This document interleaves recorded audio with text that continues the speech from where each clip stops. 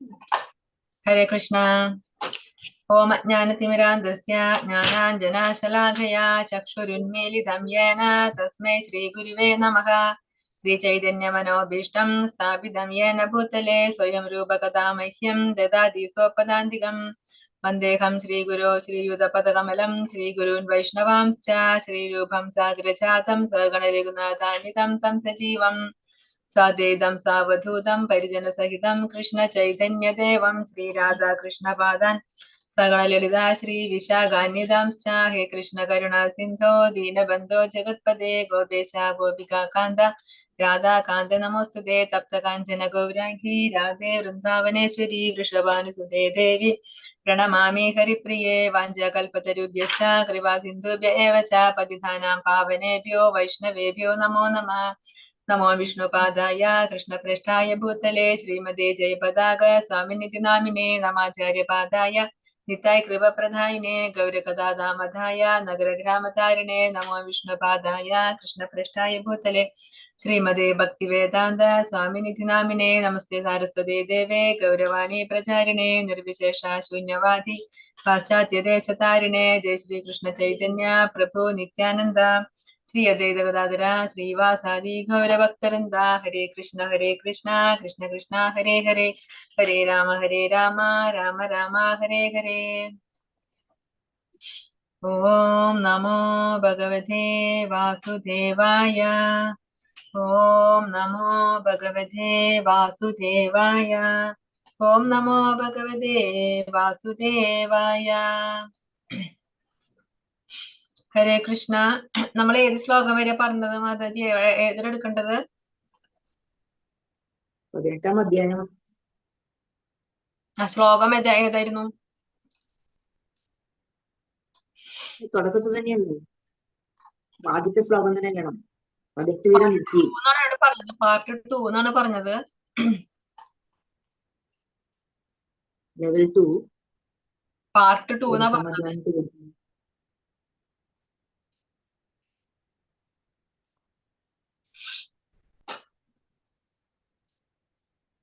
18ാം അധ്യായത്തിൽ എന്താ പറയുന്നത്? സന്യാസം എന്താണ്, അതുപോലെ ത്യാഗം എന്താണ്. അർജുനൻ ചോദിക്കുന്നുണ്ട്, സന്യാസവും ത്യാഗവും തമ്മിൽ എന്താണ് വ്യത്യാസം ചോദിക്കുന്നുണ്ട് അല്ലെ. അപ്പൊ ഭഗവാൻ എന്താ മറുപടി പറയുന്നത്? സന്യാസം എന്ന് പറയുന്നത് നമ്മൾ കർമ്മത്തെ ഉപേക്ഷിക്കുക, അതായത് നമ്മൾ കർമ്മം ഒന്നും ചെയ്യുന്നില്ല, എല്ലാ കർമ്മങ്ങളും ഉപേക്ഷിക്കുക, അതാണ് സന്യാസം. പക്ഷെ ത്യാഗം എന്ന് പറഞ്ഞാല് നമ്മൾ കർമ്മം ചെയ്യുന്നുണ്ട്, ആ കർമ്മ ഫലത്തെ ഉപേക്ഷിക്കുന്നു. ഒരു കർമ്മം ചെയ്യുമ്പോൾ അതിൽ നിന്ന് ഫലം ആഗ്രഹിക്കുന്നില്ല. അപ്പൊ സന്യാസം കർമ്മത്തെ ഉപേക്ഷിക്കുന്നു, ത്യാഗം എന്ന് പറയുന്നത് കർമ്മ ഫലത്തെ ഉപേക്ഷിക്കുന്നു. അപ്പൊ അർജുനൻ ചോദിക്കും, ഇതിൽ ഏതാണ് കൂടുതൽ ശ്രേഷ്ഠം? അപ്പൊ ഭഗവാൻ പറയും, കൂടുതൽ ശ്രേഷ്ഠം ത്യാഗമാണ്. അതായത് നമ്മൾ കർമ്മം ചെയ്യണം, ആ കർമ്മഫലത്തെ മാത്രം ഉപേക്ഷിച്ച് ഒന്നും ഫലം ആഗ്രഹിക്കാതെ ഭഗവാന് വേണ്ടി കർമ്മം ചെയ്യുക, അങ്ങനെ ചെയ്താൽ മതി, അതാണ് ത്യാഗം, അതാണ് കൂടുതൽ നല്ലതെന്ന് ഭഗവാൻ പറയുന്നു. പിന്നെന്താ? ഭൗതിക പ്രകൃതിയുടെ 3 ഗുണങ്ങൾ അനുസരിച്ചിട്ട് 4 വിധത്തിലുള്ള ആശ്രമങ്ങൾ അല്ലെ. ബ്രാഹ്മണര്, ക്ഷത്രിയര്, വൈശ്യര്, ശൂദ്രര്, അവരെ സ്വഭാവമാണ് പറയുന്നത്. ശമോധമസ്തപശൗചം ശാന്തിരാജവമേവ ച ജ്ഞാനം വിജ്ഞാനമാസ്തിക്യം ബ്രഹ്മകർമ്മ സ്വഭാവജം. ഇപ്പൊ ബ്രാഹ്മണന്റെ സ്വഭാവമാണ് പറയുന്നത്. ബ്രാഹ്മണൻ എങ്ങനെയായിരിക്കും? നല്ല ശാന്തതയായിരിക്കും, ശാന്തനായിരിക്കും. പിന്നെ ആത്മസംയമനം പാലിക്കുന്നവനായിരിക്കും, നല്ല തപശക്തി ഉണ്ടായിരിക്കും, വിശുദ്ധി ഉണ്ടായിരിക്കും, ക്ഷമ ഉണ്ടായിരിക്കും, സത്യസന്ധത ഉണ്ടായിരിക്കും, പിന്നെ ജ്ഞാനം, അറിവുണ്ടായിരിക്കും. അദ്ദേഹം പഠിക്കുകയും ചെയ്യും, മറ്റുള്ളവരെ പഠിപ്പിക്കുകയും ചെയ്യും. ഇതൊക്കെയാണ് ബ്രാഹ്മണരുടെ ഗുണങ്ങൾ. ഇനി ക്ഷത്രിയന്റെ ഗുണങ്ങൾ എന്തൊക്കെയാണ്? ശൗര്യം തേജോ ദീർഘാക്ഷ്യം യുദ്ധേ ചാപ്യപലായനം ദാനമീശ്വര ഭാവശ്ച ക്ഷാത്രം കർമ്മ സ്വഭാവജം. പരാക്രമം, ബലം, ദൃഢനിശ്ചയം, നൈപുണ്യം, യുദ്ധത്തിൽ ധൈര്യം, ഔദാര്യം, നേതൃത്വം, അതായത് ഒരു ലീഡർഷിപ്പ് ക്വാളിറ്റി, മറ്റുള്ളവരെ നിയന്ത്രിക്കുക, മറ്റുള്ളവരെ ലീഡറായിട്ട് നിന്നിട്ട് മറ്റുള്ളവരെ കൺട്രോൾ ചെയ്യാനുള്ള ആ കഴിവുണ്ടായിരിക്കും. പിന്നെ യുദ്ധം ചെയ്യുക, അതായത് മന്ത്രിമാരൊക്കെ ഉണ്ടല്ലോ, ഈ മന്ത്രിമാര്, അതാണ് പണ്ടൊക്കെ രാജാക്കന്മാര്, ഇപ്പോഴൊക്കെ രാജ്യം നോക്കുന്നവരാ മന്ത്രിമാര്. ഇവരൊക്കെയാണ് ക്ഷത്രിയന്മാര്, ക്ഷാത്ര ഗുണമുള്ളവര്. അവര് രജഗുണായിരിക്കും അവർക്ക് കൂടുതലുണ്ടായിരിക്കുക. കാരണം എന്താ? അവരെ ആക്റ്റീവായിട്ട് ഇങ്ങനെ എപ്പോഴും കർമ്മ വെറുതെ ഇരിക്കില്ല, ഇങ്ങനെ എന്തെങ്കിലുമൊക്കെ ചെയ്തോണ്ടിരിക്കും. നല്ല ബലമുള്ളവരായിരിക്കും, നല്ല പരാക്രമശാലികളായിരിക്കും. ഇനി പറയുന്നത് വൈശ്യരും അതുപോലെ ശൂദ്രരെയും പറ്റിയിട്ട്. കൃഷി ഗോരക്ഷ വാണിജ്യം വൈശ്യകർമ്മ സ്വഭാവജം. എന്താണ് വൈശ്യരുടെ ഗുണം? അവരുടെ കർമ്മം എന്തൊക്കെയാണ്? കൃഷി ചെയ്യുക, പിന്നെ പശുപരിപാലനം, ഗോരക്ഷ, പിന്നെ വാണിജ്യം, ബിസിനസ്, വ്യവസായം, ഇതൊക്കെ ചെയ്യുന്നവരാണ് വൈശ്യര്. ഇനി ശൂദ്രന്മാർ എങ്ങനെയുള്ളവരായിരിക്കും? പരിചര്യാത്മകം കർമ്മം ശൂദ്രസ്യാഭി സ്വഭാവജം. അവര് പരിചര്യ, അതായത് എല്ലാവരെയും പരിചരിക്കുക. ഈ ശൂദ്രർക്ക് ബുദ്ധി ഉണ്ടായിരിക്കില്ല, അപ്പൊ അവർക്ക് പഠിക്കാനും പറ്റില്ല, പഠിപ്പിക്കാനുള്ള കഴിവും ഉണ്ടായിരിക്കില്ല. പിന്നെ അവർക്ക് ഈ ലീഡർഷിപ്പ് ക്വാളിറ്റി ഉണ്ടായിരിക്കില്ല, മറ്റുള്ളവരെ നിയന്ത്രിക്കാനും ലീഡറായിട്ട് നിന്ന് അവർക്ക് കാര്യങ്ങൾ പറഞ്ഞു കൊടുക്കാനുള്ള കഴിവുണ്ടായിരിക്കില്ല. കൃഷി ചെയ്യാൻ അറിയില്ല, പശുക്കളെ നോക്കാൻ അറിയില്ല, ബിസിനസ് ചെയ്യാൻ ഒട്ടും അറിയില്ല. അപ്പൊ അവരെന്ത് ചെയ്യും? ഇതൊന്നും അവർക്ക് അറിയില്ല. അപ്പൊ അവരെന്താ ചെയ്യാ? അവര് ഈ ബ്രാഹ്മണരുടെയും ക്ഷത്രിയരുടെയും വൈശ്യരുടെയും കൂടെ നിൽക്കും. എന്നിട്ട് അവർക്ക് വേണ്ട സഹായങ്ങൾ ചെയ്യും. വൈശ്യർക്ക് വേണ്ട ബിസിനസ്സിന് വേണ്ട സഹായങ്ങൾ ചെയ്തു കൊടുക്കും. മറ്റു മന്ത്രിമാരും അതുപോലെ ഈ ലീഡർഷിപ്പ് ക്വാളിറ്റി ഉള്ളവര്, ബലമുള്ളവര്, പരാക്രമികള്, ഈ കർമ്മം ചെയ്തുകൊണ്ടിരിക്കുന്ന ആളുകൾ, ഇവർക്കൊക്കെ വേണ്ട ഇവർ ഈ 3 പേരുടെയും കൂടെ നിന്നിട്ട് അവർക്ക് വേണ്ട അവരുടെ ഹെൽപ്പർ ആയിട്ട് നിൽക്കും. അവർക്ക് വേണ്ട സഹായം ചെയ്തു കൊടുക്കും. അതാണ് ശൂദ്രര് ചെയ്യുന്നത്.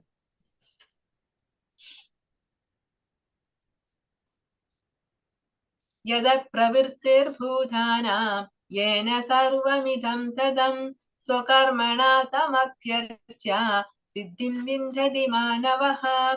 സർവജീവികളുടെയും പ്രഭവസ്ഥാനവും സർവവ്യാപിയുമായ ഭഗവാനെ ആരാധിക്കുക നിമിത്തം സ്വകർമ്മങ്ങളിൽ കൂടി ഒരു വ്യക്തിക്ക് പൂർണ്ണതയിലെത്താം. അപ്പൊ നമുക്ക് പൂർണ്ണതയിലെത്താനായിട്ട് നമ്മുടെ ഓരോരുത്തർക്കും ഓരോ കർമ്മം ഉണ്ട് അല്ലെ. അപ്പൊ ബ്രാഹ്മണർ എന്താ ചെയ്യേണ്ടത്? ബ്രാഹ്മണർക്ക് പറഞ്ഞിട്ടുള്ളത് എന്താണ്? പഠിക്കുക, അതുപോലെ ആ പഠിച്ച കാര്യം മറ്റുള്ളവർക്ക് പറഞ്ഞു കൊടുക്കുക. അങ്ങനെ ചെയ്തിട്ട് ബ്രാഹ്മണർക്ക് പൂർണ്ണതയിലെത്താൻ പറ്റും.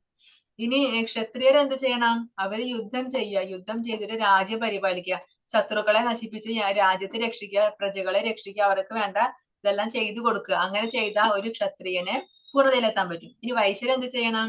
അവര് കൃഷി നന്നായിട്ട് ചെയ്യണം. അങ്ങനെ കൃഷി ചെയ്ത് മറ്റുള്ളവർക്ക് എല്ലാവർക്കും വേണ്ട ആ ഭക്ഷ്യ വസ്തുക്കൾ ഇവരാണ് കൃഷി ചെയ്യുന്നത് അല്ലെ. അങ്ങനെ ചെയ്തു കൊടുക്കുക. അപ്പൊ എന്തായി? എല്ലാവർക്കും ഭക്ഷണമായി, ആർക്കും പട്ടിണി കിടക്കേണ്ട ആവശ്യം വരില്ല.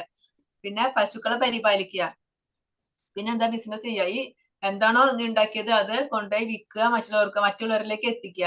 ഇങ്ങനെ ഇതൊക്കെ ചെയ്യുക. ഇതൊക്കെ ആര് ചെയ്യണം? വൈശ്യര് ചെയ്യണം. അങ്ങനെ അവരുടെ കർമ്മ ചെയ്ത് അവർക്ക് പരിപൂർണതയിലെത്താൻ പറ്റും. ഈ ശൂദ്രർ എന്താ ചെയ്യുക? ഇവരെല്ലാവരെയും സഹായിക്കുക, എല്ലാവരെയും കൂടെ നിന്നിട്ട് അവർക്ക് ഹെൽപ്പ് ഒക്കെ ചെയ്തു കൊടുത്തിട്ട് അവരെ സഹായിച്ചിട്ട് അയാളുടെ സ്വധർമ്മം ചെയ്തുകൊണ്ട് അയാൾക്കും പൂർണ്ണത നേടാനായിട്ട് സാധിക്കും. ശ്രേയാൻ സ്വധർമ്മോ വിഗുണ പരധർമാത് സ്വനുഷ്ഠിത സ്വഭാവ നിയമം കർമ്മ കുറുവന്നാപ്നോതി കിൽബിഷം. അപ്പൊ നമ്മൾ നേരത്തെ പറഞ്ഞു, ഓരോരുത്തർക്കും ഓരോ സ്വധർമ്മം പറഞ്ഞിട്ടുണ്ട്. ബ്രാഹ്മണർക്ക് പഠിപ്പിക്കല്, ക്ഷത്രിയർക്ക് രാജ്യം നോക്കല്, വൈശ്യർക്ക് ബിസിനസ് ചെയ്യല്, അതുപോലെ ശൂദ്രർക്ക് എന്താണ്? മറ്റുള്ളവരെ സഹായിക്കുക, എല്ലാവർക്കും ഇവർക്കെല്ലാം വേണ്ട ഹെൽപ്പറായിട്ട് സഹായം ചെയ്തു കൊടുക്കുക. അപ്പൊ അങ്ങനെ നമ്മൾ നമ്മുടെ സ്വന്തം കർമ്മം കറക്റ്റ് ആയിട്ട് ചെയ്യാന്നുണ്ടെങ്കിൽ അത് ചെറിയ തെറ്റൊക്കെ വന്നാലും അതിൽ കുഴപ്പമൊന്നുമില്ല. നമുക്ക് നമ്മുടെ വിധിക്കപ്പെട്ട കർമ്മം ചെയ്യാന്നുണ്ടെങ്കിൽ അതാണ് ഏറ്റവും നല്ലത്. ഇനി അതല്ല, നമ്മുടെ കർമ്മം ചെയ്യാണ്ട് നമ്മൾ മറ്റുള്ളവർക്ക് വിധിക്കപ്പെട്ട കർമ്മം ചെയ്യുന്നത്, പക്ഷെ അത് നന്നായിട്ട് ചെയ്തു, പെർഫെക്റ്റ് ആയിട്ട് ചെയ്തു, അതുകൊണ്ട് കാര്യമില്ല. ഇത് നമ്മൾ പെർഫെക്റ്റ് ആയിട്ട് ചെയ്തു, പക്ഷെ നമ്മുടെ സ്വധർമ്മം കുറച്ച് തെറ്റ് ചെയ്താലും കുഴപ്പമില്ല, അതാണ് കൂടുതൽ നല്ലത്. മറ്റേത് നന്നായിട്ട് ചെയ്തതിനേക്കാളും ഏറ്റവും നല്ലത് എന്താ? നമ്മുടെ സ്വധർമ്മം നമ്മൾ കുറച്ച് തെറ്റിയാലും കുഴപ്പമില്ലാണ്ട് ചെയ്യുക. അതാണ് ഭഗവാൻ പറയുന്നത്, ഓരോരുത്തർക്കും വിധിക്കപ്പെട്ട കർമ്മം നമ്മൾ ചെയ്യുക. സഹജം കർമ്മ കൗന്ദേയ സദോഷമഭിനത്യ ചേത് സർവാരംഭാ ഹി ദോഷേണ ധൂമേനാഗ്നിരിവാവൃത. അഗ്നി പുകയാൽ മൂടപ്പെട്ടിരിക്കുന്നത് പോലെ എല്ലാ ഉദ്യമങ്ങളും ഏതെങ്കിലും ദോഷത്താൽ മൂടപ്പെട്ടിരിക്കും. എന്ന് വെച്ചാൽ എന്താ ഉദ്ദേശിക്കുന്നത്? നമ്മൾ എന്ത് കർമ്മം ചെയ്താലും എന്തെങ്കിലുമൊക്കെ ദോഷം ഉണ്ടായിരിക്കും എല്ലാത്തിലും. നമ്മൾ ഈ ഭൗതിക ലോകത്താണ് ജീവിക്കുന്നത് അല്ലെ. അപ്പൊ ഈ ഭൗതികമായിട്ട് നമ്മൾ എന്ത് കർമ്മം ചെയ്താലും എല്ലാ കർമ്മത്തിലും എന്തെങ്കിലും ദോഷം ഉണ്ടായിരിക്കും. അപ്പൊ അത് വിചാരിച്ചിട്ട് നമ്മൾ അയ്യോ ഇതെനിക്ക് ദോഷമുണ്ട് അതുകൊണ്ട് ഞാനിത് ചെയ്യുന്നില്ല എന്ന് വിചാരിക്കുന്നതുകൊണ്ട് കാര്യമുണ്ടോ? കാര്യമില്ല. നമുക്ക് എന്ത് കർമ്മമാണ് വിധിക്കപ്പെട്ടിട്ടുള്ളത് അത് നമ്മൾ നിർബന്ധമായിട്ടും ചെയ്യണം. അതിൽ ദോഷമുണ്ട് എന്ന് കരുതി ചെയ്യാതിരിക്കുന്നത് കൊണ്ട് ഒരർത്ഥമില്ല. കാരണം എല്ലാ കർമ്മത്തിലും എന്തെങ്കിലുമൊക്കെ ദോഷങ്ങൾ ഉണ്ടായിരിക്കും.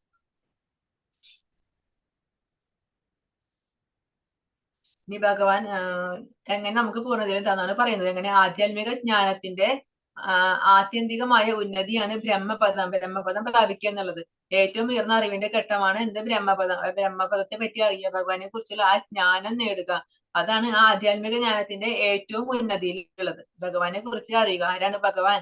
നമ്മൾ എവിടെ നിന്നാണ് വന്നത്, നമ്മൾ എവിടേക്കാണ് പോകേണ്ടത്, ഇതിനെ പറ്റിയുള്ള ജ്ഞാനം നേടുക. പരമോന്നതമായ പൂർണ്ണത എങ്ങനെ നേടാനാകും? അത് ബ്രഹ്മഭൂത അവസ്ഥ, ബ്രഹ്മഭൂത സ്ഥാനം. അതെന്താണ്? വിജനമായ സ്ഥലത്ത് താമസിക്കുക, ഭക്ഷണം നന്നായിട്ട് ചുരുക്കുക, എന്ന് വെച്ചാൽ ആവശ്യത്തിന് കഴിക്കണം, ശരീരം, മനസ്സ്, വാക്ക് ഇതൊക്കെ നമ്മൾ നിയന്ത്രിക്കണം. പിന്നെ ധ്യാനയോഗം അനുഷ്ഠിക്കുക, ഈ ഭൗതികമായ കാര്യങ്ങളിലൊക്കെ അനാസക്തി, അതൊന്നും ആഗ്രഹിക്കാൻ പാടില്ല, അതൊന്നും വേണ്ട. പിന്നെ ഒന്നിനോടും ഇഷ്ടം പാടില്ല, രാഗം പാടില്ല, ഒന്നിനോടും ദേഷ്യം പാടില്ല. എന്തെങ്കിലും ഇഷ്ടമോ എന്തെങ്കിലും താല്പര്യമോ അതല്ല എന്തെങ്കിലും ദേഷ്യമോ ഒന്നിനോടും പാടില്ല. ഏതെങ്കിലും വ്യക്തികളോടോ ഏതെങ്കിലും വസ്തുക്കളോടോ ഏതെങ്കിലും വിഷയങ്ങളോടോ ഒന്നും ഒരു ഒട്ടലും പാടില്ല, എന്നാൽ ദേഷ്യവും പാടില്ല. അങ്ങനെ നമ്മുടെ സ്ഥിര നിശ്ചയത്തോടു കൂടി നമ്മൾ ഇന്ദ്രിയങ്ങളെയൊക്കെ നിയന്ത്രിച്ചുകൊണ്ട് നമ്മൾ ധ്യാനം ചെയ്തു കഴിഞ്ഞാൽ നമ്മൾ എത്തുന്ന അവസ്ഥയാണ് ഇത് ബ്രഹ്മഭൂത അവസ്ഥ. ഏറ്റവും ആ ടോപ്പില് ബ്രഹ്മഭൂതമായ അവസ്ഥയിലെത്തും. ബ്രഹ്മഭൂത പ്രസന്നാത്മാ ന ശോചതി ന കാംക്ഷതി സമസർവേഷു ഭൂതേഷു മദ്ഭക്തിം ലഭതേ പരാം. ഇത് നമ്മൾ നേരത്തെ പറഞ്ഞില്ലേ, ബ്രഹ്മഭൂതമായ അവസ്ഥ. ആ അവസ്ഥയിൽ എത്തിച്ചേർന്നവർക്ക് എങ്ങനെയായിരിക്കും? അവര് പ്രസന്നാത്മയായിരിക്കും, എപ്പോഴും നല്ല സന്തോഷത്തിലായിരിക്കും, നല്ല ഹാപ്പി ആയിരിക്കും. പിന്നെ ന ശോചതി, ഒരു ദുഃഖം ഉണ്ടായിരിക്കില്ല, ഒന്നിനെ കുറിച്ച് ഓർക്കും അവർക്കൊരു സങ്കടമോ ഒരു വിഷമോ ഒന്നും ഉണ്ടായിരിക്കില്ല. ന കാംക്ഷതി, ഒന്നും ആഗ്രഹിക്കില്ല, എനിക്ക് അത് വേണം അല്ലെങ്കിൽ എനിക്ക് ഇത് വേണം, അങ്ങനെ ഒരു ആഗ്രഹം ഉണ്ടായിരിക്കില്ല. പിന്നെ എന്തായിരിക്കും? സമസർവേഷു ഭൂതേഷു, സർവേഷു സർവ ഭൂതങ്ങളിലും സർവചരാചരങ്ങളിലും എന്തായിരിക്കും? സമഭാവന, ഒരുപോലെ ആയിരിക്കും. ആരുടെങ്കിലും ഇഷ്ടം കൂടുതൽ ഉണ്ടായിരിക്കില്ല, ആരുടെങ്കിലും ദേഷ്യം ഉണ്ടായിരിക്കില്ല. അങ്ങനെ നല്ല ഭക്തിയോട് കൂടി ഭഗവാന്റെ സേവനത്തിൽ മുഴുകുന്ന ആളാണ് ഈ ബ്രഹ്മഭൂത അവസ്ഥയിൽ എത്തിയ ആളെന്ന് പറയുന്നത്. നമ്മൾ മുമ്പ് പഠിച്ചിട്ടുണ്ട്, വിദ്യാവിനയ സമ്പന്നെ ബ്രാഹ്മണെ ഗവിഹസ്തിനി ശുനി ചൈവ സ്വഭാഗ്യച്ച പണ്ഡിത സമദർശിനക. എന്തായിരിക്കും പണ്ഡിതൻ? പട്ടീനെ കണ്ടാലും ചണ്ടാളിനെ കണ്ടാലും ബ്രാഹ്മണനെ കണ്ടാലും ആനയെ കണ്ടാലും ഒക്കെ ഒരുപോലെ ആയിരിക്കും, എല്ലാവരിലും ഒരേ പരമാത്മാവിന്റെ അംശമാണ് എന്ന് മനസ്സിലാക്കുന്ന ആ ആളായിരിക്കും പണ്ഡിതൻ എന്ന് പറയുന്നത്. അതാണ് ആ അവസ്ഥയാണ് ബ്രഹ്മഭൂതാവസ്ഥ.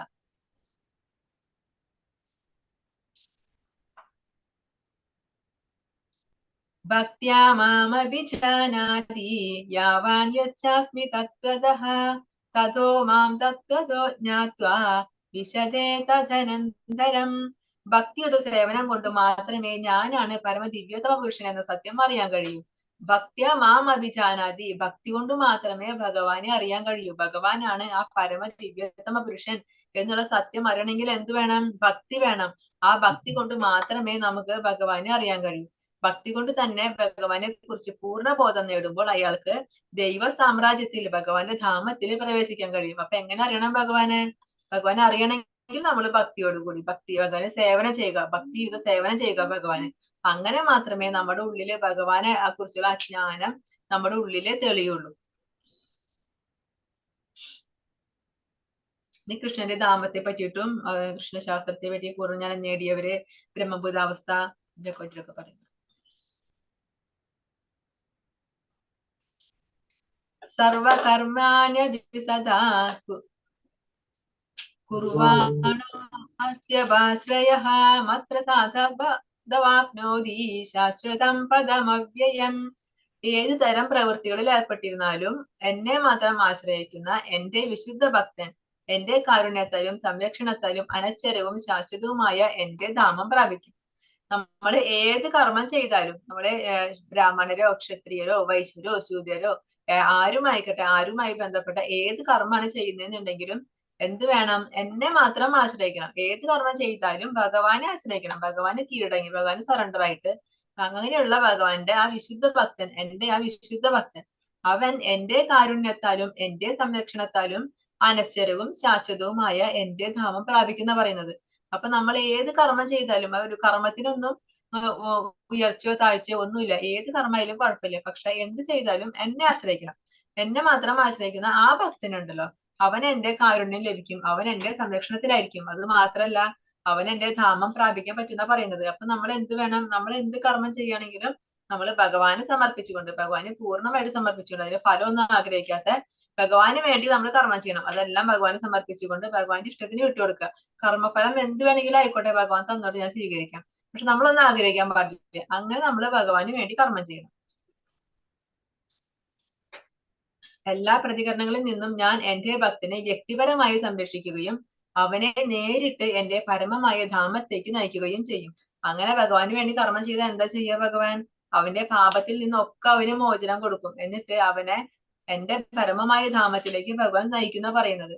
അവൻ ഏത് തരം പ്രവൃത്തികൾ ഏർപ്പെട്ടിരുന്നാലും കുഴപ്പമില്ല, അവന് എന്നെ മാത്രമാണ് ആശ്രയിക്കുന്നത് അല്ലെ.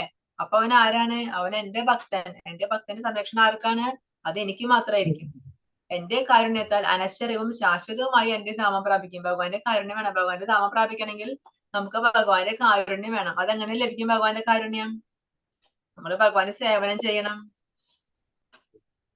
അയാൾക്ക് സമയപരിമിതി ഒന്നുമില്ല. ദിവസത്തിൽ 24 മണിക്കൂറും 100% ഭഗവത് നിർദ്ദേശപ്രകാരമുള്ള കർമ്മങ്ങളാണ് ചെയ്യുന്നത്. ആരെ പറ്റി പറയുന്നത്? ഭക്തനെ പറ്റി. ഭക്തന് എപ്പോഴും സ്വന്തം കാര്യങ്ങളൊന്നുമില്ല. ഭഗവാന് വേണ്ടി കർമ്മം ചെയ്യുക, ഭഗവാന്റെ ഇഷ്ടത്തിന്, ഭഗവാന് താല്പര്യമുള്ള കർമ്മങ്ങൾ മാത്രം ചെയ്യുക. അതിൽ മാത്രമാണ് അയാൾ സന്തോഷം കാണുന്നത്. വേറെ ഒന്നിനും അയാൾക്ക് സന്തോഷമില്ലേ. മത്ര സാധോത വാപ്നോതി. അയാൾക്ക് ഭഗവാന്റെ സംരക്ഷണം പൂർണ്ണമായിട്ടും കിട്ടുന്നതാണ് പറയുന്നത്. കാരണം എന്താണ്? ഒരു ഭക്തൻ എന്ന് പറയുമ്പോ അന്ന് പ്രവർത്തിക്കുന്നത് എങ്ങനെയാണ്? ഒന്നില് ഭഗവാൻ പറയുന്നത് കേട്ടില്ല, ഭഗവാന്റെ നിർദ്ദേശം അനുസരിച്ചിട്ട്. എങ്ങനെ? ശാസ്ത്രങ്ങളിൽ പറഞ്ഞിട്ടുണ്ട് ഭഗവാൻ എങ്ങനെ ജീവിക്കണം എന്ന്. അതനുസരിച്ച് ജീവിക്കും. അതല്ലെങ്കിൽ ഭഗവാന്റെ ഭക്തര്, നമ്മുടെ ഗുരുക്കന്മാര് പറഞ്ഞു തരും നമുക്ക് എങ്ങനെ ജീവിക്കണം എന്ന്. അങ്ങനെ അത് കേട്ട് ജീവിക്കുന്ന ആളാണ് യഥാർത്ഥ ഭക്തൻ.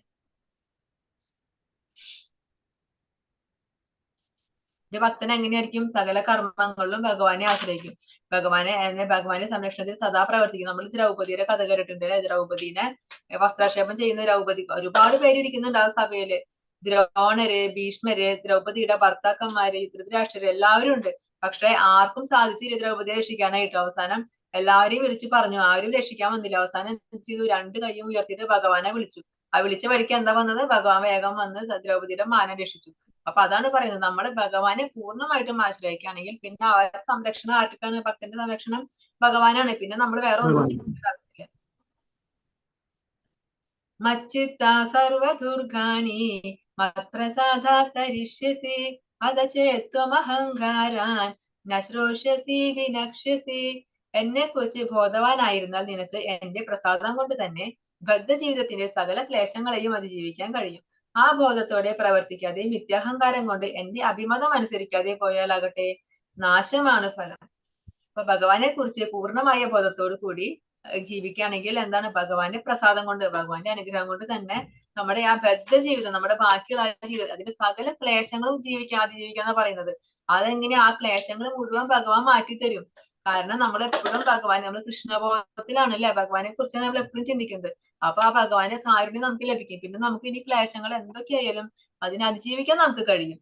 അങ്ങനെ അതൊന്നും അനുസരിക്കാണ്ട് ജീവിക്കുകയാണെങ്കിലോ, അഹങ്കാരം കൊണ്ട് നമ്മൾ ഈ ശരീരമാണ് എന്നുള്ള അഹങ്കാരം കൊണ്ട് ജീവിക്കുകയാണെങ്കിലോ, അപ്പൊ നമുക്ക് നാശമായിരിക്കും ഫലം. കാരണം നമുക്ക് ഈ ഭൗതിക ലോകത്തിൽ വീണ്ടും ജനിച്ചും മരിച്ചും ഇങ്ങനെ ജീവിക്കേണ്ടി വരും.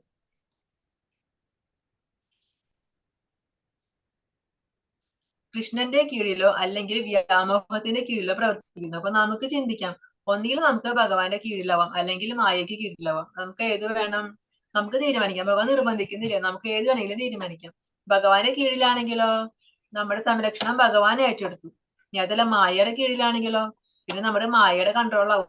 നമ്മൾ നിയന്ത്രിക്കാൻ പിന്നെ നമുക്ക് പറ്റില്ല, കാരണം നമ്മൾ മായയുടെ കൺട്രോളായിരിക്കും. അർജുനൻ ക്ഷത്രിയനാണ്, ധർമ്മത്തിന് വേണ്ടി പോരാടുകയാണ് അവന്റെ കടമ.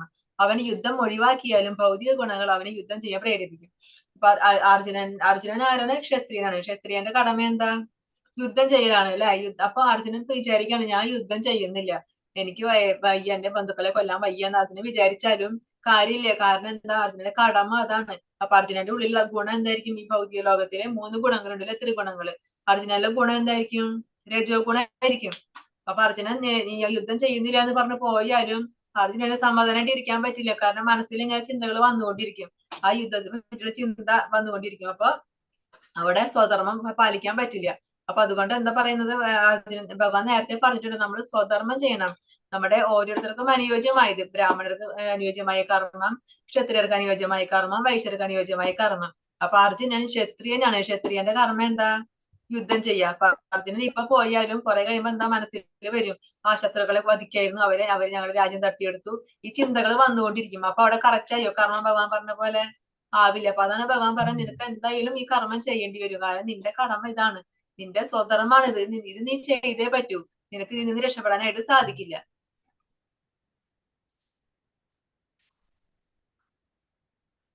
നീ എന്റെ കൽപ്പനകൾ പാലിക്കുന്നില്ലെങ്കിൽ, ഇനി ഭഗവാൻ പറയാണ്, ഞാൻ ഇപ്പൊ കുറെ പറഞ്ഞു, ഇനി അതൊന്നും നീ ചെയ്യുന്നില്ല, നീ ഇതൊന്നും നിനക്ക് അനുസരിക്കുന്നില്ലെങ്കിൽ എന്താണ് അതിന്റെ ഫലതാണ് പറയുന്നത്. ഭഗവാൻ പറയുന്നത് അനുസരിക്കുകയാണെങ്കിൽ നമ്മുടെ സംരക്ഷണം ഭഗവാൻ ഏറ്റെടുക്കും. ഭഗവാൻ പിന്നെ നമ്മളെ സംരക്ഷിക്കും, നമ്മുടെ ക്ലേശങ്ങളിൽ നിന്ന് നമുക്ക് മുക്തി തരും. അതല്ലെങ്കിലോ, നമ്മൾ അനുസരിച്ചില്ലെങ്കിലോ നമ്മുടെ കൺട്രോള് മായയുടെ കയ്യിലാകും. പിന്നെ നമ്മളെ മായയാണ് നിയന്ത്രിക്കുന്നത്.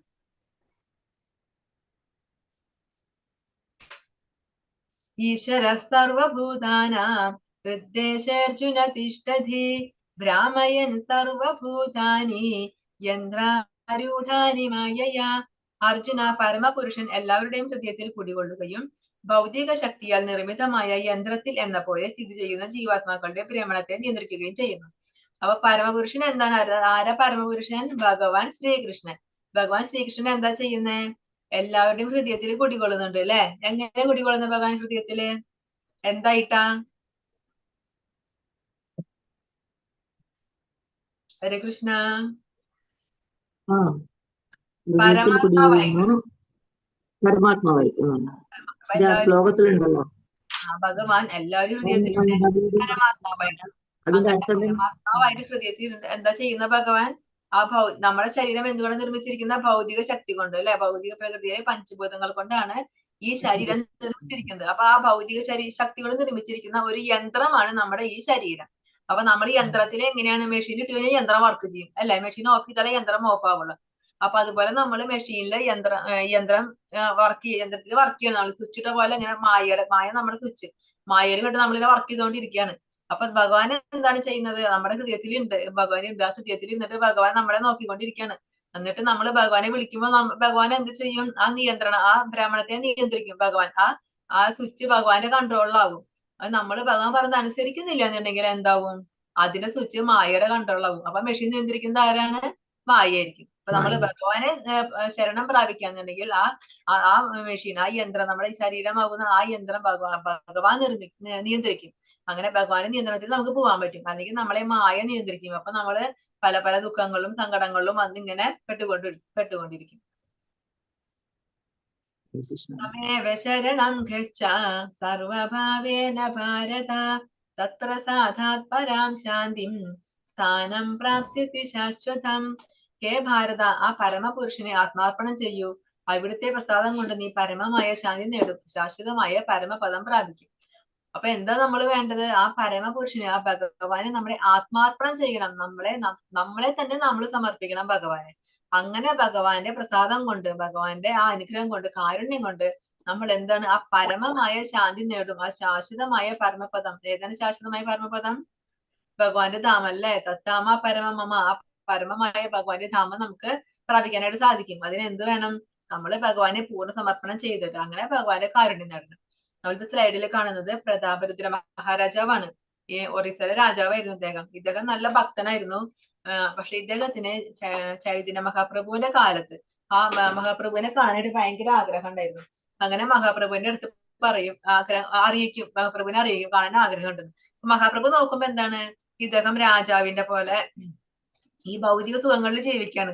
രാജകീയ വേഷങ്ങളൊക്കെ ധരിച്ച്, കുറെ ആഭരണങ്ങളൊക്കെ ധരിച്ച്, പട്ടുവസ്ത്രങ്ങളൊക്കെ ധരിച്ച്, സുഖ സൗകര്യങ്ങളൊക്കെ അനുഭവിച്ചുകൊണ്ട് ജീവിക്കാണ്. അപ്പൊ അത് മഹാപ്രഭുവിന് ഇഷ്ടമായില്ലേ? മഹാപ്രഭു പറയും, ഞാനൊരു സന്യാസിയാണ്, എനിക്ക് ഈ ഭൗതികതയിൽ ജീവിക്കുന്ന ആൾക്കാരുമായിട്ട് ഒരു കൂട്ടും എനിക്ക് വേണ്ട, എനിക്ക് ഇഷ്ടമില്ല, അതുകൊണ്ട് സമ്മതിക്കില്ല. അദ്ദേഹത്തിന് വിഷമം ഇടയ്ക്ക് വന്ന് അറിയിക്കും. അപ്പൊ മഹാപ്രഭു പറയും, ഞാനൊരു കാര്യം ചെയ്യാൻ വേണമെങ്കിൽ അദ്ദേഹത്തിന്റെ മകനെ കാണാമെന്ന് പറയും. അങ്ങനെ ഒരു ദിവസം അദ്ദേഹത്തിന്റെ മകനെ വന്ന് കണ്ടു. മകനെ കെട്ടിപ്പിടിക്കുമ്പോ ആ കുട്ടിക്ക് കൃഷ്ണപ്രേമം കിട്ടി. ആ ചൈതന്യ മഹാപ്രഭു ആലിംഗനം ചെയ്തപ്പോ കൃഷ്ണപ്രേമം കിട്ടി. അപ്പം പ്രതാപരുദ്ര മഹാരാജാവ് എന്ത് ചെയ്തു? വേഗം വന്ന് ആ മോനെ കെട്ടിപ്പിടിച്ചു. ആ കൃഷ്ണപ്രേമം എനിക്കും കിട്ടാൻ വേണ്ടി മോനെ കെട്ടിപ്പിടിച്ചു. അങ്ങനെ കുറെ നാളായിട്ടും കാണാൻ പറ്റില്ല. അപ്പൊ ആ സമയത്താണ് രഥയാത്ര ഒക്കെ വന്നു. ജഗന്നാഥപുരിയിലെ രഥയാത്ര എല്ലാവർക്കും അറിയാം, ഭയങ്കര ഫേമസ് ആണ്.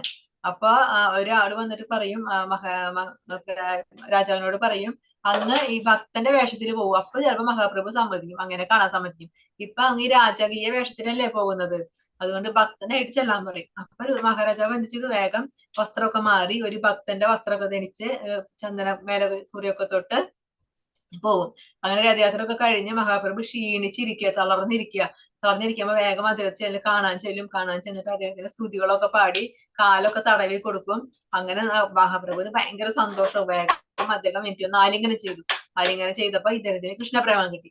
അപ്പൊ എന്താണ് രാജാവായി വന്നപ്പോ മഹാപ്രഭു കാണാൻ സമ്മതിച്ചില്ല. പക്ഷെ ഭക്തനായി വന്നപ്പോ മഹാപ്രഭു അങ്ങോട്ട് ചെന്ന് കെട്ടിപ്പിടിച്ചു അല്ലെ.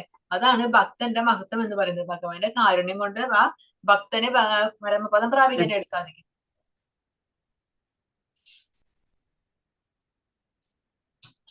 ഇനി ആരെ യജമാനൻ? നമ്മുടെ ശരിക്കും ബോസ് ആരാണ്?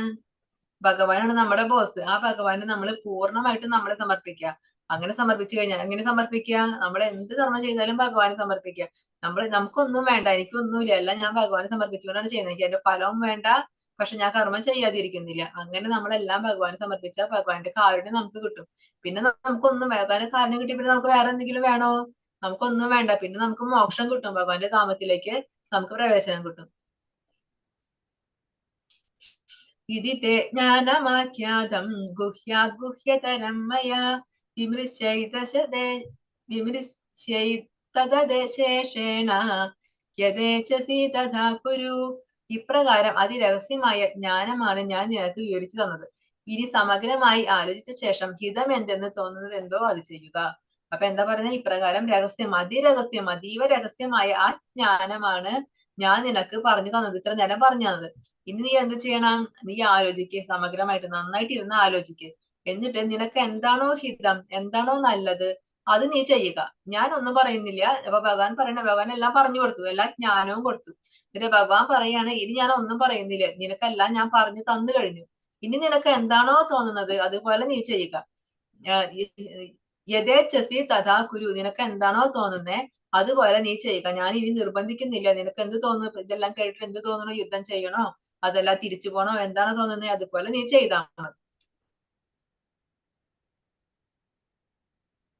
പരമഗുഹ്യമായ ജ്ഞാനം എന്താണ്? ഏറ്റവും പരമഗുഹ്യമായ ജ്ഞാനം ഭഗവാൻ പറഞ്ഞു കൊടുക്കുന്നത്, എപ്പോഴും ഭഗവാനെ ഓർക്കുക, ഭഗവാന്റെ ഭക്തനാവുക, ഭഗവാനെ ആരാധിക്കുകയും പ്രണമിക്കുകയും ചെയ്യുക.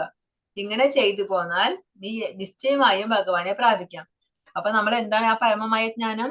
ഭഗവാനെ ഓർക്കുക, ഭഗവാന്റെ ഭക്തനാവുക, ഭഗവാനെ ആരാധിക്കുക, നമസ്കരിക്കുക, ഭഗവാന് സേവനങ്ങൾ ചെയ്യുക. ഇങ്ങനെ ചെയ്തു കഴിഞ്ഞാൽ തീർച്ചയായും നമുക്ക് ഭഗവാന്റെ ധാമത്തിലേക്ക് ഭഗവത്ധാമം പ്രാപിക്കാനായിട്ട് സാധിക്കുന്നതാണ് പറയുന്നത്. ആ പരമമായ ഗുഹ്യമായ ആ അതീവ രഹസ്യമായ, രഹസ്യങ്ങളിൽ വെച്ച് ഏറ്റവും വലിയ രഹസ്യമായ ആ ജ്ഞാനമാണ് ഭഗവാൻ പറയാൻ പോകുന്നത്.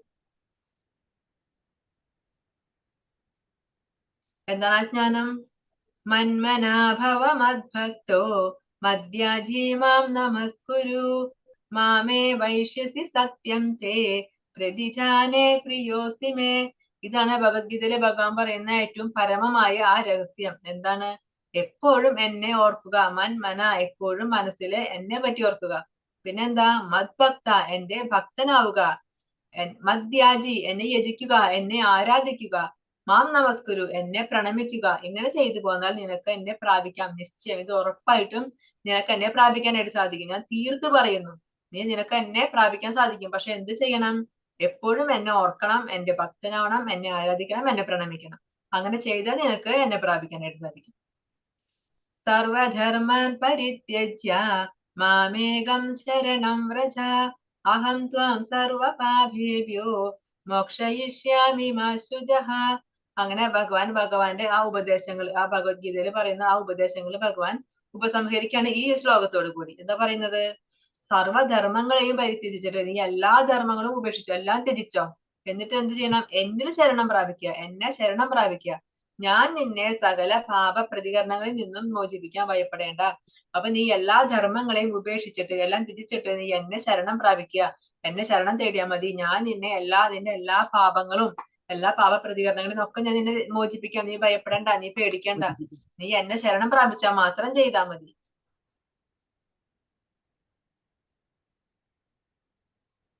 എന്താ പറയുന്നത്? എല്ലായ്പ്പോഴും കൃഷ്ണനെ കുറിച്ച് ചിന്തിക്കണം. എപ്പോഴും ഭഗവാനെ കുറിച്ച് മാത്രം നമ്മൾ ചിന്തിക്കണം. ഒരാൾ എപ്പോഴും കൃഷ്ണനെ കുറിച്ച് ചിന്തിച്ചാൽ അവന്റെ കർത്തവ്യങ്ങൾക്ക് എന്ത് സംഭവിക്കും? ആ കടമകളും സർവ്വധർമ്മങ്ങളും ഉപേക്ഷിക്കുക. നമ്മുടെ കടമകളും നമ്മൾ ചെയ്യേണ്ട നമ്മുടെ ധർമ്മങ്ങളും എല്ലാം ഉപേക്ഷിച്ചോ. പിന്നെ ഭഗവാന് മാത്രം കീഴടങ്ങുക. ആ കൃഷ്ണന് മാത്രം നമ്മൾ സറണ്ടർ ആവുക. അതിനാൽ ഭൗതിക പ്രതികരണം നിങ്ങളെ സ്പർശിക്കില്ല. അപ്പൊ ഭൗതികമായിട്ടുള്ള ഒരു പാപങ്ങളും നമുക്ക് ഏൽക്കില്ല. അതേ കുറിച്ച് നീ പേടിക്കണ്ട, നീ ഭയപ്പെടണ്ട. സർവ്വധർമ്മങ്ങളെയും പരിത്യജിക്കുക. ധർമ്മജ്ഞാനത്തിന്റെയും ധർമ്മചര്യയുടെയും വിവിധ ഇനങ്ങളെ പറ്റി ഭഗവാൻ വിവരിച്ചിരിക്കുന്നു. ഞാൻ ഉപദേശിച്ചിട്ടുള്ള ഈ പ്രക്രിയകളെല്ലാം ഉപേക്ഷിച്ച് അർജുനൻ തനിക്ക് ആത്മാർപ്പണം ചെയ്താൽ മതി. ഭഗവാൻ പറയാണ്, എനിക്ക് കുറെ പറഞ്ഞു, കുറെ ജ്ഞാനമൊക്കെ പറഞ്ഞു തന്നു, പക്ഷെ നീ എന്ത് ചെയ്യണം? ഇതൊക്കെ ഉപേക്ഷിച്ചോ, ഇതൊന്നും ചെയ്യണ്ട. നീ എന്ത് ചെയ്താൽ മതി? എന്നെ ശരണം പ്രാപിക്കുക, എനിക്ക് പൂർണ്ണമായിട്ടും സറണ്ടർ ആവുക, അത് മാത്രം നീ ചെയ്താൽ മതി.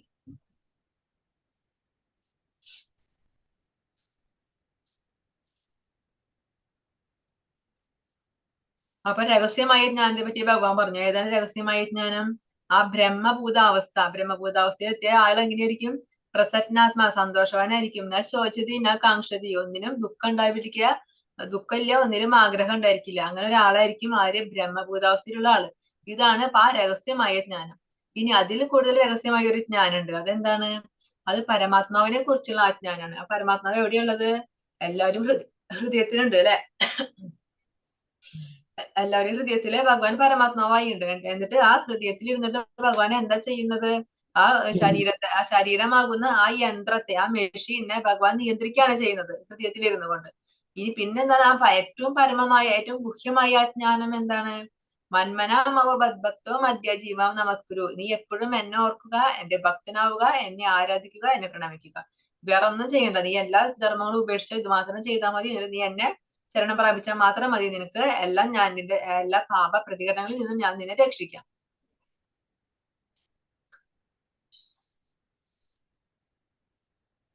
ഭഗവത്ഗീതയെ കുറിച്ചുള്ള ഈ അറിവ് തപസ്വി, പിന്നെ ഈർഷ്യയില്ലാത്ത ഭക്തർക്ക്, വിശദീകരിക്കുന്ന ഒരാൾക്ക് ശുദ്ധമായ ഭക്തി സേവനം ഉറപ്പാണ്. അപ്പൊ ഭഗവാൻ പറയാണ് ഭഗവാനെ കുറിച്ചുള്ള ഈ ജ്ഞാനം. അപ്പൊ ഭഗവാൻ പറഞ്ഞു കൊടുത്തു, ഭഗവത്ഗീതയെ പറ്റി അർജുനനെ പറഞ്ഞു കൊടുത്തു. ആ ജ്ഞാനം, ഞാൻ പറഞ്ഞു തന്നിട്ടുള്ള ആ അറിവുണ്ടല്ലോ, ആ ജ്ഞാനം, അത് നീ ആർക്കെങ്കിലും പറഞ്ഞു കൊടുക്കണം. ആർക്ക് പറഞ്ഞു കൊടുക്കണം? എല്ലാവർക്കും പറഞ്ഞു കൊടുക്കണ്ട. ഈർഷ്യയില്ലാത്ത ഭക്തർക്ക്, ഭഗവാനെ കുറിച്ചുള്ള ഭക്തിയുള്ളവർക്ക്, ഭഗവാനെ കുറിച്ചുള്ള ഭക്തിയുള്ളവർക്ക് മാത്രമേ ആ ജ്ഞാനം സ്വീകരിക്കാൻ പറ്റുള്ളൂ. ഭക്തർക്ക് പറഞ്ഞത് അക്സെപ്റ്റ് ചെയ്യാൻ പറ്റില്ല. അവരത് വിശ്വസിക്കില്ല, അവരതിനെ റിജക്ട് ചെയ്യും. അപ്പൊ അതുകൊണ്ട് നീ എന്ത് ചെയ്യണം? എന്റെ ഭക്തർക്ക് മാത്രം നീ അത് പറഞ്ഞു കൊടുക്കുക. അങ്ങനെ നിനക്ക് ശുദ്ധമായ ഭക്തി സേവനം ഉറപ്പാണ്. ഇതം തേന തപസ്കായ ന ഭക്തായ കഥാചന നച ശുശ്രൂഷവേ വാച്യം നച മാം യോഭ്യസൂയതി. തപസ്സോ ഭക്തിയോ ഇല്ലാത്തവർക്കും ഭക്തി സേവന കർമ്മത്തിൽ ഏർപ്പെടാത്തവർക്കും എന്നോട് അസൂയയുള്ളവർക്കും രഹസ്യമായ ഈ ജ്ഞാനം ഉപദേശിക്കരുത്. അപ്പൊ ഭഗവാൻ പറയുന്നത് എന്താണ്? തപസ്സില്ലാത്തവർക്ക്, ഭക്തി ഇല്ലാത്തവർക്ക്, പിന്നെ ഭഗവാന് സേവനം ചെയ്യാനായിട്ട് ഇഷ്ടപ്പെടാത്തവർക്ക്, അങ്ങനെ ചെയ്യാത്തവർക്ക്, പിന്നെ ഭഗവാനോട് അസൂയുള്ളവർക്ക്, അഭക്തർക്ക്, ഇവർക്ക് ആർക്കും ഈ രഹസ്യമായ ഈ ജ്ഞാനം ഉപദേശിക്കരുതെന്ന് ഭഗവാൻ പറയുന്നത്. കാരണം എന്താ? ഒരു കാര്യം ഉപദേശിച്ചിട്ട് അവർക്ക് അതൊന്നും മനസ്സിലാവില്ല, അവരത് അക്സെപ്റ്റും ചെയ്യില്ല.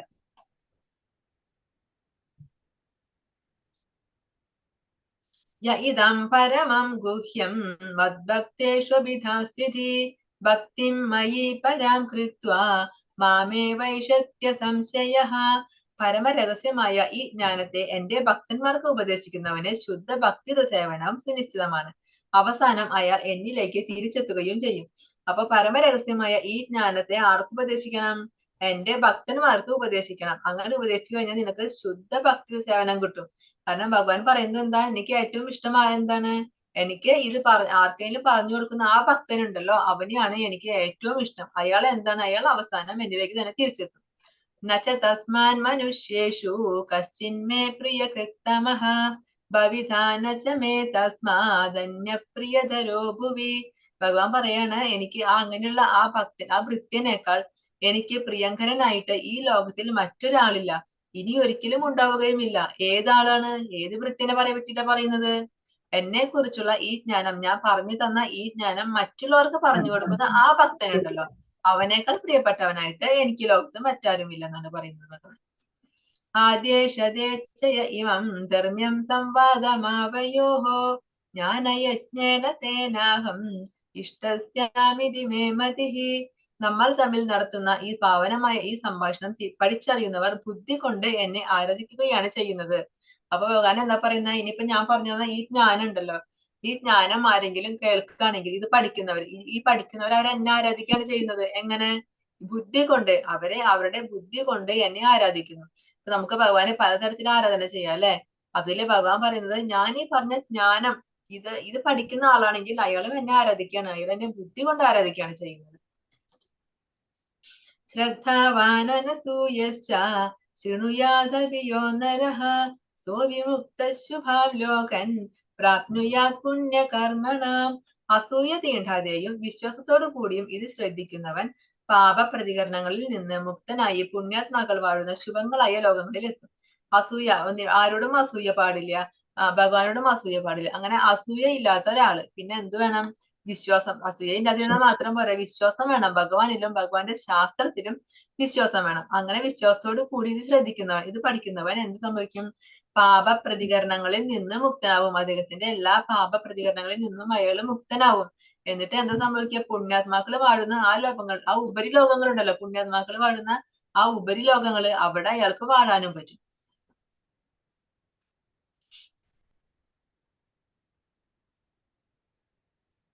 ഇനി അർജുനൻ എന്റെ തുടക്കത്തിൽ എങ്ങനെയായിരുന്നു അർജുനൻ? ഞാൻ യുദ്ധം ചെയ്യില്ല കൃഷ്ണ, എന്നെ കൊണ്ട് പറ്റില്ല, എനിക്ക് വയ്യ, അതെന്റെ ബന്ധുക്കളാണ്, എന്റെ സുഹൃത്തുക്കളാണ്, എന്റെ സഹോദരങ്ങളാണ്, ഞാൻ വേണമെങ്കിൽ സന്യസിക്കാൻ പോവാണ്, എന്നാലും എനിക്ക് യുദ്ധം ചെയ്യാൻ വയ്യ, അവരെ കൊന്നിട്ട് എനിക്കൊരു രാജ്യം വേണ്ട, ഇങ്ങനെയൊക്കെ പറഞ്ഞ് കഷ്ടപ്പെട്ടിരിക്കുന്ന അർജുനെയാണ് നമ്മൾ ഒന്നാം അധ്യായത്തിൽ കണ്ടത് അല്ലേ? പിന്നെ അവിടെ നിന്ന് അങ്ങോട്ട് ഭഗവാൻ ഓരോ കാര്യങ്ങൾ പറഞ്ഞു കൊടുത്ത് കൊച്ചു കുട്ടികളെ കൊണ്ടുവരുന്ന പോലെ ഭഗവാൻ വീണ്ടും വീണ്ടും വീണ്ടും പറഞ്ഞു കൊടുത്ത് അവസാനം ഭഗവാൻ ചോദിക്കും. അപ്പൊ അവസാനം കഴിയാറായില്ല, 18-ാം അധ്യായമായി. അപ്പൊ ഭഗവാൻ ചോദിക്കുകയാണ് അർജുനന്റെ അടുത്ത്, ഞാനിപ്പോ നിനക്ക് പറഞ്ഞു നിനക്ക് എന്തെങ്കിലും മാറ്റം ഉണ്ടോ അർജുന? നിന്റെ വ്യാമോഹമൊക്കെ മാറിയോ? നിനക്ക് നീ ഇപ്പൊ ഓക്കെ ആയോ എന്ന് ഭഗവാൻ ചോദിക്കുകയാണ് അർജുനന്റെ അടുത്ത്. അപ്പൊ അർജുനൻ എന്താ പറയുന്നത്? അർജുന ഉവാച നഷ്ടോ മോഹസ്മൃതിർലബ്ധ ത്വത്പ്രസാദാന്മയാച്യുത സ്ഥിതോസ്മി ഗതസന്ദേഹം കരിഷ്യേ വചനം തവ. അപ്പൊ എന്താ പറയുന്ന അർജുനൻ? അർജുനൻ പറയാണ്, അല്ലയോ പ്രിയപ്പെട്ട കൃഷ്ണ, അല്ലയോ അച്യുത, ഇപ്പോൾ എന്റെ വ്യാമോഹം തീർന്നു. അപ്പൊ എന്റെ വ്യാമോഹമൊക്കെ ഇപ്പൊ തീർന്നു പോയി. അങ്ങയുടെ കരുണ കൊണ്ട് ബുദ്ധി തിരിച്ചു കിട്ടി. അപ്പൊ എന്താ പറയുന്നത്? ബുദ്ധി തിരിച്ചു കിട്ടി. അപ്പൊ അർജുനന് ബുദ്ധി ഇല്ലാഞ്ഞിട്ടല്ല, അർജുനന് കുറച്ചു നേരത്തിൽ ഒരു മൂഢത വന്നു പെട്ടു. എന്താണ് ചെയ്യേണ്ടത് തീരുമാനം എടുക്കാൻ പറ്റാത്ത ഒരു അവസ്ഥ വന്നു പെട്ടു. പെട്ടെന്ന് മുമ്പിൽ കാണുന്ന ആരെയാണ് യുദ്ധം ചെയ്യാൻ പോകുന്നത്? എന്റെ മുത്തച്ഛൻ, എന്റെ ഗുരു, എന്റെ സഹോദരങ്ങള്, എന്റെ സുഹൃത്തുക്കൾ. ഞാൻ അങ്ങനെ ഇവരോട് യുദ്ധം ചെയ്യും? ഈ പറ്റില്ല യുദ്ധം ചെയ്യാൻ. അപ്പൊ ആ ഒരു വിഷമം കണ്ടിട്ട് പെട്ടെന്ന് ആ ബുദ്ധിയൊക്കെ പോയി, ആ മൂഢബുദ്ധിയായി. അതല്ല, അപ്പൊ പറയാണ്, അതൊക്കെ എനിക്ക് തിരിച്ചു കിട്ടി, എന്റെ വ്യാമോഹം പോയി, എന്റെ ബുദ്ധി തിരിച്ചു കിട്ടി, അങ്ങയുടെ കാരുണ്യം കൊണ്ടാണ് എനിക്ക് ബുദ്ധി തിരിച്ചു കിട്ടിയത്. ഞാനിപ്പോൾ ദൃഢനായി, ഞാൻ സംശയരഹിതനായി, അങ്ങയുടെ ആജ്ഞ അനുസരിച്ച് പ്രവർത്തിക്കാൻ തയ്യാറാണ്. അപ്പൊ നേരെ ഫസ്റ്റ് 1-ാം ചാപ്റ്ററിൽ പറഞ്ഞിട്ടുണ്ടായിരുന്നു, എന്താ പറഞ്ഞത്? മൃദുല ഹൃദയത്വം. അതായത് ആ മൃദുല ഹൃദയത്വം കാരണം എനിക്ക് വയ്യ യുദ്ധം ചെയ്യാനുള്ള ഒരു ബുദ്ധിമുട്ട്. ഇപ്പൊ പറയാണ്, ഞാൻ ദൃഢനായി എന്ന്. അതൊക്കെ മാറി, ഞാനിപ്പോ ദൃഢനായി. പിന്നെന്താ പറഞ്ഞ? തീരുമാനം എടുക്കാൻ പറ്റാത്തൊരവസ്ഥ അല്ലെ? ഞാൻ എന്ത് തീരുമാനം എടുക്കും? എനിക്ക് അറിയുന്നില്ല കൃഷ്ണ, ഞാൻ എന്താ ചെയ്യേണ്ടത്, ഞാൻ ചെയ്യുന്നത് ശരിയാണോ തെറ്റാണോ എന്ന് അറിയുന്നില്ല. ഇപ്പൊ പറയാണ്, എന്റെ ആ സംശയമൊക്കെ മാറി, ഞാൻ സംശയരഹിതനായി, ഇതെല്ലാം മാറി. അപ്പൊ ഇനി ഞാൻ അങ്ങ് എന്താണോ പറയുന്നത് അത് അങ്ങയുടെ ആജ്ഞ അനുസരിച്ച് പ്രവർത്തിക്കാൻ ഞാൻ തയ്യാറാണ്. കരിഷ്യേ വചനം തവ, അങ്ങയുടെ വാക്കനുസരിക്കും, അങ്ങയുടെ വാക്കുകൾ കേൾക്കാൻ ഞാൻ തയ്യാറാണ്. ഞാൻ എന്താ ചെയ്യേണ്ടത് എന്ന് ചോദിക്കുകയാണ് അർജുനൻ.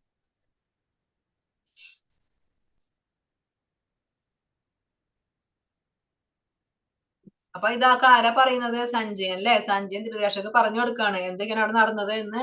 അവര് പറഞ്ഞത് എന്താണ്, അവർ സംഭാഷണം ചെയ്തത്, അവരെന്താണ് പറഞ്ഞത്, ഇതൊക്കെ പറഞ്ഞു കൊടുക്കാണ് സഞ്ജയൻ. ആർക്ക്? ധൃതരാഷ്ട്രർക്ക്. സഞ്ജയൻ പറഞ്ഞു, ഇപ്രകാരം മഹാത്മാക്കളായ ആ കൃഷ്ണാർജുനന്മാർ തമ്മിൽ നടന്ന ഈ സംഭാഷണം ഞാൻ കേട്ടു. അത്ഭുതകരമായ ആ സന്ദേശം എന്നെ കോൾമയിൽ കൊള്ളിക്കുന്നു. ആ കൃഷ്ണനും അർജുനനും സംസാരിച്ച് അതുണ്ടല്ലോ, ആ ഭഗവത്ഗീത ജ്ഞാനം ഉണ്ടല്ലോ, ആ സംസാരിച്ച സംഭാഷണം, അത് ഞാൻ കേട്ടു. എനിക്കിപ്പോ അത് കേട്ടിട്ട് എനിക്ക് രോമാഞ്ചം വരുന്നു, എന്റെ ശരീരം മുഴുവൻ കോൾമയിൽ കൊള്ളുന്നു. യോഗേശ്വരനായ കൃഷ്ണൻ തന്നെ അർജുനനെ പരമരഹസ്യമായ ഈ യോഗം ഉപദേശിച്ചത്. വ്യാസദേവന്റെ അനുഗ്രഹത്താൽ എനിക്ക് നേരിട്ട് കേൾക്കാൻ ഇടവന്നു. ഇനി ആ കൃഷ്ണനാണ് അർജുനന് ഈ പരമരഹസ്യമായ ഈ ജ്ഞാനം ഉപദേശിച്ചത് അല്ലെ? നേരിട്ട് ഉപദേശിച്ചു. അത് എനിക്ക് കേൾക്കാൻ പറ്റി. എങ്ങനെ? വ്യാസദേവന്റെ അനുഗ്രഹം കൊണ്ട് എനിക്കത് കേൾക്കാൻ സാധിച്ചു. കാരണം വ്യാസൻ ജ്ഞാനദൃഷ്ടി നൽകി അല്ലെ? ദിവ്യദൃഷ്ടി നൽകി. അതുകൊണ്ട് ആ ദൃഷ്ടി കൊണ്ട് എനിക്കും അത് കേൾക്കാനായിട്ട് സാധിച്ചു. ഈ പുണ്യ സംവാദം, ഈ കൃഷ്ണനും അർജുനനും നടത്തിയ ഈ സംവാദം ഉണ്ടല്ലോ, ഈ പുണ്യ സംവാദം, അത് ഞാൻ ഈ വീണ്ടും വീണ്ടും ഓർത്തുകൊണ്ടിരിക്കുകയാണ്. അത് ഞാൻ വീണ്ടും വീണ്ടും ഓർക്കുമ്പോൾ എനിക്ക് എന്താ സംഭവിക്കുന്നത്?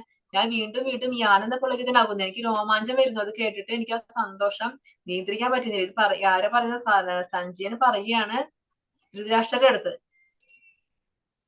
അല്ലയോ രാജാവേ, കൃഷ്ണന്റെ അത്ഭുതാവഹമായ ആ രൂപം ഓർക്കും തോറും എനിക്ക് വിസ്മയം വർദ്ധിക്കുന്നു. വീണ്ടും വീണ്ടും സന്തോഷമുണ്ടാകുന്നു. ആ വിശ്വരൂപം കാണിച്ചു അല്ലെ കൃഷ്ണൻ. ആ രൂപം, ആ കൃഷ്ണന്റെ രൂപം ഉണ്ടല്ലോ, അത് കണ്ടിട്ട് എനിക്ക് വീണ്ടും വീണ്ടും വിസ്മയം വരികയാണ്, എനിക്ക് സന്തോഷം വരുന്നു. എനിക്ക് അത് ഓർക്കും തോറും എനിക്ക് ആനന്ദം വർദ്ധിച്ചുകൊണ്ടിരിക്കുകയാണ്.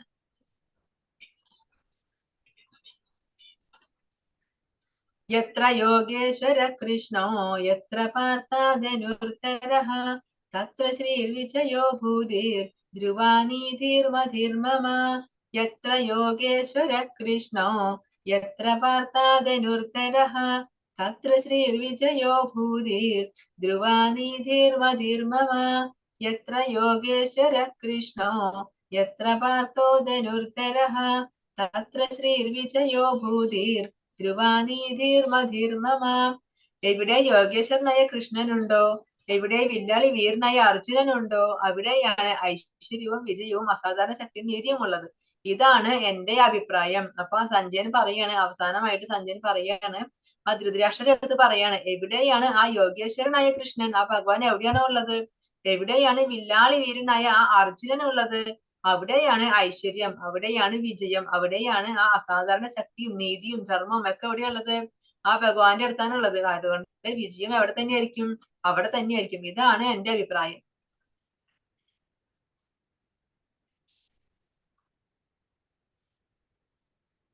അങ്ങനെ ഭഗവത്ഗീത 18 അധ്യായം ഇവിടെ അവസാനിച്ചു.